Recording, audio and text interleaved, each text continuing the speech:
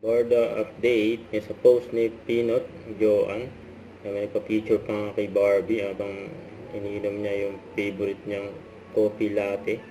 At spotted din si Barbie sa Taguig at may nagpa-feature sa kanya. Nasabi, "Thank you Idol Barbie Fortesa, napakabait mo naman at napakaganda at sexy." Yun no. At si David naman ang ganap niya. Nasa recording studio. Mag-recording si David. Yun no. Busy si David. At sa post ng Pep PH, ang sabi dito, "David Licapo respects Barbie Fortesa, healing journey." Yun no. Sa post ng 99 Basic.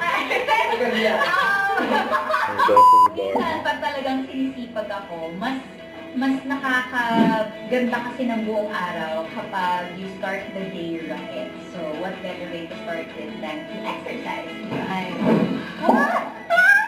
Favorite sport? Actually, sa ngayon wala pa akong ginagawang sport. Pero if given the chance, parang fun moves din. Time management, and kailangan aware din ako kahit paano sa intake ko, whether it be medicine or food or drinks, hindi ba? Kasi ang lifestyle, ano yan eh, kaakibat niyan yung everyday life mo talaga, yung routine mo sa araw-araw. So, yung mga kinakain ko, mga iniinom ko, yung activities ko, araw-araw, yan. Well, I just discovered what I can't live without. My 9 Young Basic College.